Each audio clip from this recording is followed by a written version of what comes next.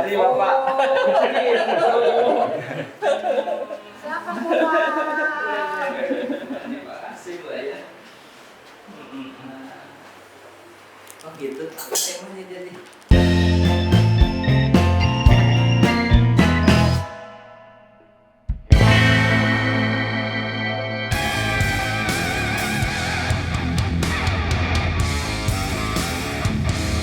Pak Ateng Hartono. Ya, Profesi selamat Bapak. datang. Terima Bapak terakhir tahun berapa sih Pak? Saya 2018. Kayaknya Bapak pernah berkunjung juga tapi tahun Pernah. apa ya? Berkunjungnya. Tapi nggak ini ya, hanya sebentar aja. Sebentar kemudian saya pulang kembali. Iya. Pak kalian dengar udah cucu nih. Itu yang maknya. Nah, kalau darah badan kan jadinya Opung siapa? Ya, Oh, nama cucunya. Opung Atta. Opung. Siapa dulu? Tahu nggak Atta singkatannya? Apa? Atta Ateng Hartono. Iya. Oh. Atta ya, bacanya Atta. Ah, itu satu. Udah deh, Pak. Yang pertama 2 tahun lebih Oh. dari anak saya yang pertama. Yang kedua dari anak yang kedua 5 bulan, menjelang 5 bulan. Dua-duanya laki-laki. Anak saya 3 laki-laki, jadi 5 laki-laki. Makanya kesini bersyukur Mbak Aida bikinkan teh ya. Karena anak laki-laki nggak bikinkan teh ya. Ya, Oke. cuma itu sih yang bisa disebut. Enggak, alhamdulillah. Berarti ini namanya Opung Atta. Eyang. Oh iya. Iya. Saya sama istri, siapa sih panggilan yang di sini di Jawa Barat Abah, di saya di Medan Opung apa? Oh yang nggak ada, Eyang katanya Eyang aja deh. Oh iya, mau sengaja nggak ada ini. Iya, biar ini aja, Iya. catching. Enggak, iya. Oke, oke. kita mau tanya-tanya me time ala Pak Deputi. Oke, monggo Kita silakan. setahu saya nih Pak, Bapak itu kan dulu sering nulis, karena pernah saya baca tulisan Bapak di varias statistik juga, Oke. varias statistik. Profesor membaca juga, apakah setelah jadi deputi Iya. masih begitu juga? Kalian nih Pak, ada kami jadi Oke. deputi, oh saya itu begitu ya, gitu. Me time Bapak gimana Pak? Oke ya, yang pasti memang dulu nulis pernah ya. Jadi untuk teman-teman pada saat saya dulu baru kerja di BPS, saya mikir apa sih yang bisa untuk bermanfaat dan dibaca dan disaksikan sama orang banyak. Nah, kalau yang di IT, saya kan dulu backgroundnya bukan IT. Jadilah saya itu ke nulis. Alhamdulillah nulis itu pertama kali yang saya lakukan ya, sebelum nulis itu saya mempelajari dulu, mempelajari bagaimana sih gayanya menulis. Waktu itu kan nggak kayak sekarang. Sekarang itu kan kayak nulis gampang, buka ini aja sudah bisa. Waktu dulu kalau saya tugas ke Jakarta dari Kalimantan sono, Kalbar itu saya ke Gramedia kemana? Beli bukunya Syahrir, beli bukunya Bu Sri Mulyani, beli bukunya Faisal Basri, dan beli bukunya dan sebagainya. Yang ada tulisan-tulisan singkat. Dari situ saya mempelajari, oh ternyata ada gaya nulis itu begini ya. Dan kita punya data. Sangat sayang sekali kalau data itu tidak dibunyikan. Data dibunyikan ketika data itu dikomunikasikan dan komunikasinya akan enak. Kalau tulisan itu kan bagaimana kita menyampaikan, tapi kita tidak menggurui, orang itu akan hanyut ke dalam tulisan kita. Itu yang saya baca ya. Akhirnya bersyukur. Bersyukur ini pertama kali diterbitkan. Kedua, bahkan kadang sebulan itu ada 2 kali habis apa. Itu yang membuat saya merasa, oh semakin ini ya. Ya kalau kendaraan kan semakin jalan kan terus kita jalan itu. Nah waktu itu di Kalbar ya. Nah ketika di Sumatera Utara saya melihat, oh dulu saya nulis data-data, nah saya pengen nulis tentang bukan data deh, tentang pengembangan diri. Itulah kita punya sarana, waktu sarana varias statistik. Betul. Dan disitulah kita di varias statistik. Apa yang saya lakukan? Nah pada saat saya kunjungan ke daerah, apa sih yang menarik yang saya lihat yang akan bisa diangkat? Contohnya ya, pada saat saya ke Nias, saya minta jalan ke ini, ke pelabuhan. Di pelabuhan itu saya melihat ada nggak ngerti ABK atau apanya, dia itu bawa burung murai batu. di atasnya itu. Nah, saya jadikan tulisan. Judulnya itu Murai Batu dan Beo. Inti di dalam tulisan itu misalnya ketika kita berada di dalam satu sangkar, maka kita berarti atau apa. Sama juga pada saat dulu saya kesini ini kan anak-anak mah di Pontianak. Saya 1 tahun sendiri. Jadi kalau hari Minggu, Sabtu itu saya jalan. Salah satunya ketika sepatu saya itu rusak, saya jalan ke tukang sol. Saya ngobrol dengan tukang sol, tukang sol sepatu itu sudah tua ya. Sudah tua, saya bilang, Pak, kenapa sih Bapak sudah tua begini masih bekerja saja? Dia katakan apa? Mas, ya, saya itu sebenarnya pernah dilarang bekerja sama anak saya dan saya tinggal di rumah. Pada saat saya tinggal di rumah, justru saya itu merasa gimana? Merasa buntu, merasa apa? Nah, ketika saya tinggal di sini, saya itu berinteraksi dengan sebelahnya. Artinya kehidupan itu ketika kita jalani, kita laksanakan, kita berinteraksi dengan seseorang, ketika kita menjalani apa yang kita senangi, maka itu akan melahirkan orang yang positif. Beda juga tadi ada yang replika kunci. Saya berjalan lagi. Di replika kunci, dia waktu itu murah sekali ya, satu kunci hanya berapa gitu, 2.000 atau berapa untuk ongkosnya. Saya geleng kepala. Dia untuk mendapatkan uang itu dengan kerja keras untuk membuat ini. Ada beberapa itu mendapatkan uang itu dengan cara yang sangat cepat sekali. Artinya kok nilai syukur itu betapa tingginya dari dua orang tersebut yang dia ini. Nah, itu beberapa itu saya tuangkan, tapi di membahasakannya ke dalam bahasa informatifnya agar di sini juga. Itu yang ininya. Makanya kalau saya baca tulisan saya baca tulisan seorang motivator. Belajar aja. Nah, gitu. Itu paling lucu loh. Yang mana, Pak? Saya justru diseramin sama anak saya, anak yang bungsu. Anak saya yang bungsu itu kan sekarang kelas 2 SMA. Udah gede, Pak. Udah gede. Masih Udah gede. berlalu lalang di Iya. kantor, Pak. Iya, gantengnya kayak bapaknya lah. Nah, anak saya bungsu SMA kalau dia ditanya, kan dia sudah ke Pontianak, sudah ke Manado, sudah ke Jawa, sudah ke Sumatera Utara. Nah, selama ini yang nikmat di mana? Jawabannya Medan, Sumatera Utara. Iya. Ya di sini karena temennya kan banyak ya, banyak. Saya ikutkan eskul karate semuanya. Ini ke teman-teman semuanya yang selalu hampir ya ketika saya diskusi dengan teman-teman semuanya, tolong ya, selain kita bekerja di kantor, perhatikan keluarga kita, perhatikan anak-anak kita. Kadang saya pernah ada yang ke saya, Pak, kalau di daerah kan enak katanya, bisa kapanpun ketemu anak, istirahat kan bisa makan di rumah, bisa nepi satu apa. Kalau di Jakarta kan susah Pak. Nah saya bilang, yang namanya pertemuan itu ada kualitas yang penting juga. Saya bilang, misalnya saya bangun pagi, setelah saya sholat, saya ketok kamar anak saya, nak sholat nak. Setelah dia tuh keluar dari kamarnya, saya dekap kecup keningnya dia. Kita itu bagian beberapa hal yang kelihatannya kecil, tetapi lakukanlah beberapa. Feminis hari ini pas anak saya udah gede, jadi saya berani ngomong ya. Kalau anak saya kecil, saya juga harus belajar loh. Gini juga, karena kan itu kan ujian dari Tuhan kan salah satunya. Bagaimana ketika kita itu mendidik anak keluarga kita, itu yang ini ya. Kalau pekerjaan teman-teman mudah ya, pelajari aja, apalagi ini Nadia Desa itu kan dari STIS, dari udah masuknya seleksinya apa, belajar bisa di situ. Pekerjaan Pak, Bapak biasanya ngapain Pak? Atau menjadi teman-teman untung loh. Kalau teman-teman di daerah untung ya. Kalau kami. Sekarang pikirannya apa? Ini sibuk di sana sih. Iya. Saya bersyukur ya. Yang sekarang itu lagi saya tuh menikmati nilai syukur saya. Saya dikasih sama Tuhan cucu. Ya, itu nggak diduga. Jadi anak saya itu suatu tahun yang lalu dia nelpon saya, ini diterima menantu saya spesialis di UI.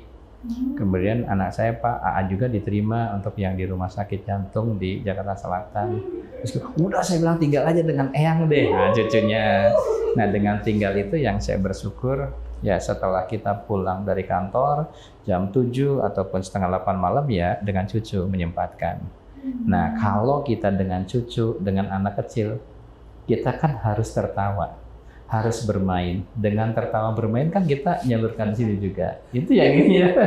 Jadi aktivitas saya itu, kecuali kalau kan kadang malam ada Zoom juga rapat. Ya saya berarti harus di sini juga. Intinya. Saya bilang ya teman-teman semuanya, selagi kita dikarunia Tuhan masih kekuatan, kita misalnya hal yang sederhana ya kita bermain dengan cucu, gunakan. Saya bilang ke anak-anak, nanti ketika kakek ini, eyang ini misalnya sudah nggak mampu gendong lagi, ya kita hanya lihat gitu aja kan, lihatin mereka di situ. Pokoknya sih manfaatkan apapun yang Tuhan kasih ke kita lakukan. Ya teman-teman, kalau sekarang kita di sosial, di neraca, di produksi, optimalkan aja. Saya bilang selalu sejak dulu ya, kalau orang BPS itu ya, bilang saya tidak ada yang saya lakukan, aduh, itu berarti dipertanyakan juga. Mampir ke PST aja kan banyak data yang kita bunyikan, segala itu banyak kita bunyikan. Kita bikin satu produk, satu segala tahu apa di situ. Nah, awal bunyikannya kita membunyikan data yang ada dulu. Data ini akan kita lihat kualitasnya, akan kita cermati salah satunya pada saat data dibunyikan. Ketika dibunyikan, oh ternyata kenapa sih ini mengalami penurunan indeks di sini? Oh penurunannya dari segala satu apa? Itu yang kita penasaran di situ ya. Kenapa sih kok ternyata ada yang kemiskinan segini, pengangguran segini, kota desa begini, lagi program begini. Oh kenapa kalau kita TPT itu kelompok umurnya ada pada kelompok umur yang tinggi, kemiskinan antara wilayah yang pantai dan pegunungan, antara beberapa wilayah itu makin menarik. Banyak yang kita gali, akan kita terangsang untuk mencoba apa sih yang akan ada di dalamnya, insight apa yang akan kita berikan ke luar itu loh. Ada satu yang cukup berat dulu teman-teman ya. Jadi pada saat itu saya ikut lomba nulis.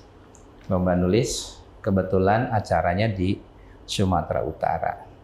Dan pada saat saya ikut lomba nulis, dari 96 atau di atas 100 peserta, itu disaring 10 tulisan yang terbaik dulu. Jadi disaring 10, dan pada saat diumumkan 10 besar itu, saya lagi tugas di Jakarta. Lagi ada acara di Jakarta, kemudian saya dipanggil besoknya. Dipanggil untuk persentase yang tadi 10 besar itu. Persentasenya dibagi 2 di suratnya ya, di kelas 1 dan kelas 2. Di masing-masing kelas itu diuji oleh 3 profesor.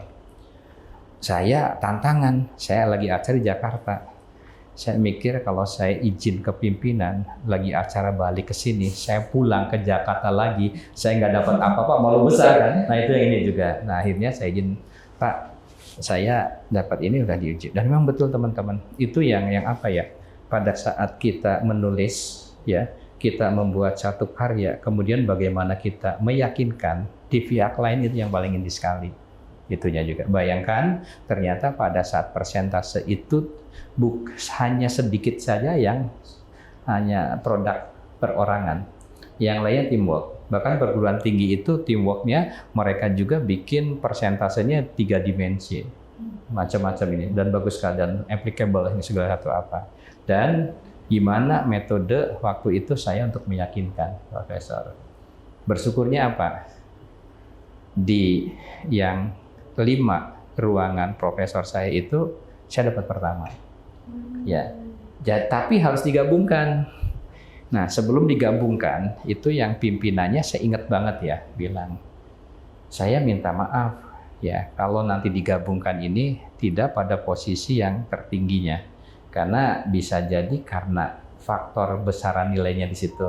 Saya biasa menilai A itu misalnya kan 90. Si B biasa nilai A itu kan kadang 93, gabungkan pada di sini juga. Setelah digabungkan saya bersyukur masuk ranking 3. Oh ya udah tenang. Iya. Waktu dapat 7 juta kalau nggak salah itu kan senang sekali di situ. Artinya apa teman-teman? Yang kedua juga ya pada saat saya di Sumatera Utara juga kan pertama kali ada lomba nulis BPS. Betul. Juara 1 kan. Bersyukur juara 1. Nah, jadi teman-teman pada saat saya dikarunia ya rahmat juara 1, ini pada nanya ke saya, lo kok bisa ya, lo kok bisa? Padahal satu hal ya, kita bisa menjadi saat ini karena ada proses yang ke situ. Nah itulah yang kita proses di situ. Nah proses itulah yang bagaimana kita untuk bisa ke situ. Ketika kita melakukan hal tersebut terus-menerus dan kita terus mengupdate-nya, maka suatu ketika insting kita itu yang akan bergerak dengan sendirinya. Pada saat ada lomba itu, kemudian kita akan ini, oh kalau temanya ini yang menarik ini ya, menarik di kehidupan kita sehari-hari dan sebagainya. Nah, di situ. Sama juga saya minta ya ke teman-teman, kalau kita data, tolong ya sekali lagi teman-teman BPS, dimanapun berada, data itu dibunyikan. Kalau kita nulis, otomatis kita akan tergerak membaca referensi orang lain untuk menuangkannya di situ. Ya, pertama kali memang susah. Betul, Pak. Semuanya nggak ada instan kan, ya kecuali bikin kopi. Tapi begitu pertama selesai, buat dia kan saya ketagihan deh, Pak. Nah iya Iya, itu, Pak. nah Betul, itulah Pak. dia. Iya. Kita kalau sudah bergerak kendaraan kan terus akan Betul. bergerak ke situ di situ. Tapi kalau Lakukanlah. udah stuck gitu kayaknya mulai Pak. lagi itu kayaknya butuh semangat gitu ya Pak, kalau udah sempat berhenti Yes. gitu. Iya betul. Betul. Ya makanya tadi adalah komunitas atau apa yang saling ini. Sekarang kita bisa banyak kalau kita bisa di YouTube, kita bisa bikin apa namanya tuh yang Oh iya. atau yang kita di medsos di apa itu yang kita bermanfaat di situ. Cuman ya ada satu nasihat yang saya akan dijadikan nih ya. Teman-teman ketika kita biasa melakukan sesuatu hal ya. Contohnya nulis ataupun ngitung atau lain sebagainya. Nah, pada saat kita momen tertentu itu akan terpanggil dengan sendirinya memori di situ. Itu aja teman-teman. Dan di sini juga ya. Nah, nanti teman-teman kan suatu ketika di sini kan ada yang ikut open bidding, ada yang ikut apa. Nah, kalau kita sudah dilatih dari sekarang kan enak. Dan yang paling ini banget teman-teman kan pada sekolah apa dilatih dulu dari sekarang. Ketika kita nulis kita kan juga. Saya ingat di sini di Teja nih, Mbak Teja itu. Iya. Dan itu ini ketika dulu ada ke Cina suruh bikin tulisan. Nah kan kita diskusi saya itu. Yang pertama diskusi apa sih yang menarik dulu. Menurut misalnya ya nggak apa sebutnya Mbak Teja atau lain sebagainya. Oh saya tertarik ini Pak. Nah kenapa sih ini bisa tertarik? Ada sudut pandang apa yang salah satu apa?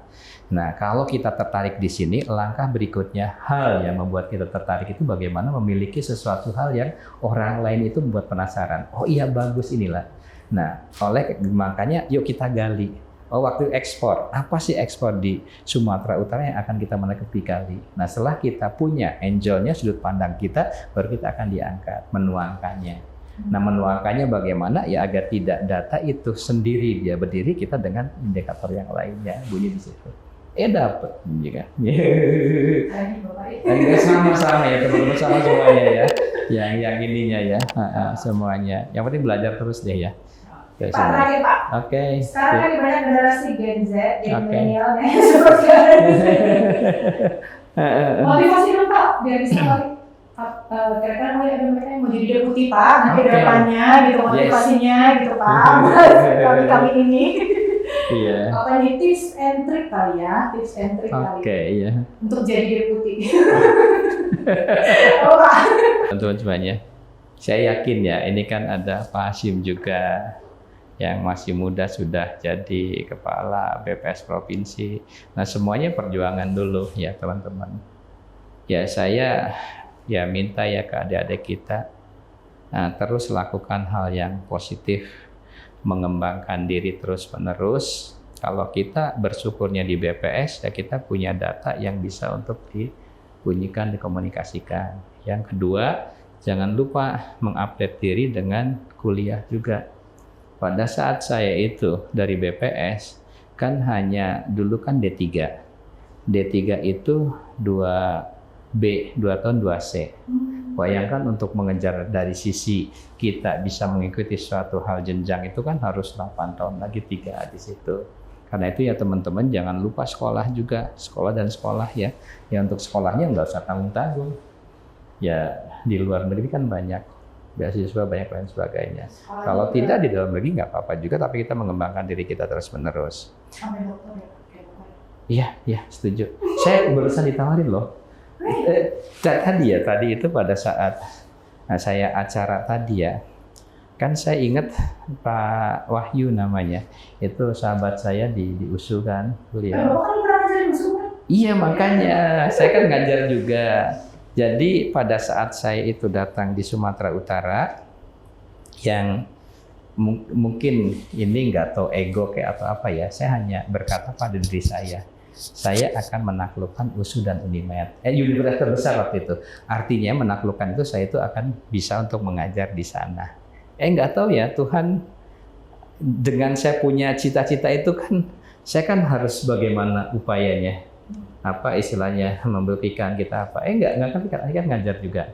Ngajar di paskanya kan, di paskanya atau apa. Kemarin tuh ketemu Pak Wahyu, kita setelah ngobrol lama sampai sore, Pak Teng ngajar lagi yuk.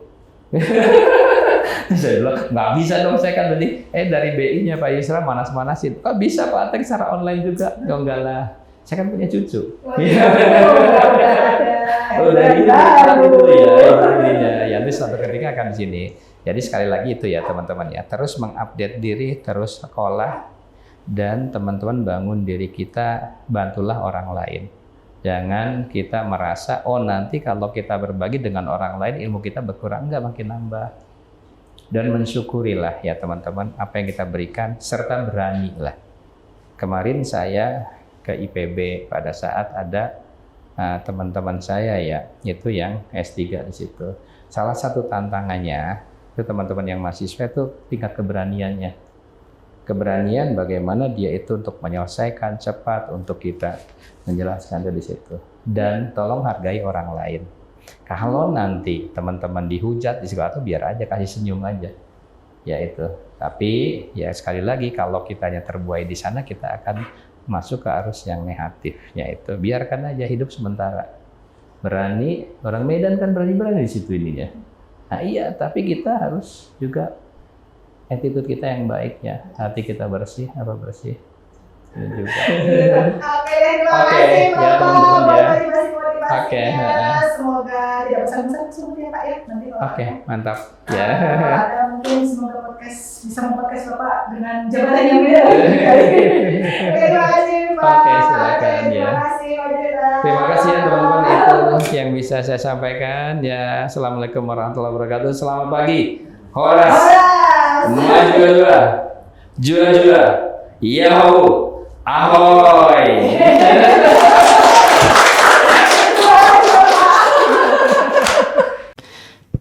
Pagi awal Agustus 2024. Kenangan itu kembali hadir. Setelah 6 tahun berlalu, plat merah itu perlahan beranjak dari Kuala Namo. Di tengah perjalanan, sekali-kali ditemani suara klakson motor dan mobil yang saling bersautan. Tit, tit, tit, tit. Aku teringat 6 tahun yang lalu. Malam itu, kembali duduk bersama, sambil berbincang santai, ditemani secangkir kopi hitam yang aroma dan rasanya masih tetap sama seperti dulu. Walau lontong malam tak disertai dengan potongan pepaya muda, tapi rasanya tetap sama seperti dulu. Bahkan cabai hijau membuat lidah ini kembali bergoyang, mengingatkan 5-6 tahun yang lalu. Kenangan itu kembali hadir, seolah kemarin baru ditinggalkan. Bersamaan, kemarin dalam semangat yang walaupun naik turun tapi terus stabil meningkat menuju ke arah perbaikan bersama. Kemarin teringat suara-suara khas itu terlontar apa adanya, yang bahkan diselingi gelak tawa kita bersama. Kemarin terdengar sayup-sayup dari ruang sebelah tangan-tangan halus yang menggerakkan touch. Kemarin terasa sangat nikmat sekali saat berbagi karya bersama. Kenangan itu kembali hadir saat kita membangun, menarasikan, membunyikan, dan mengkomunikasikan data indikator kita. Bahkan satu hal yang terus teringat, hari itu kisah ini kembali hadir. Walau untuk ukuran usia mendekati purna bakti dan telah beralih statusnya menjadi opung,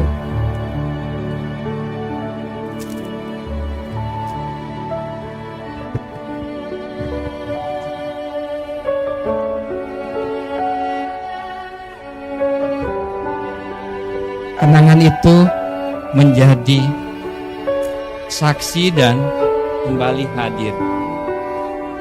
Brastagi pun teringat kembali saat dia menjadi saksi. Malam itu betapa tekun dan gigihnya opung, seorang ibu yang duduk di depan laptop. Usianya saat itu tidak muda kembali. Usianya sangat senja. Tapi semangatnya sangat kuat sekali. Menghimpun data, menghimpun informasi, dan menjadikan satu indikator. Bahkan membangun LK, hingga melahirkan indikator PDRB. Terima kasih Opung. Kalimat itu tiba-tiba hadir dan keluar mulut saat pagi hari. Semangat, pejuang strategik yang tak mengenal usia, untuk negeri kita, Indonesia tercinta. Semangat untuk mengisi kemerdekaan negara kita tercinta ini. Medan, 5 Agustus 2024, saya tulis jam 6.01 WIB.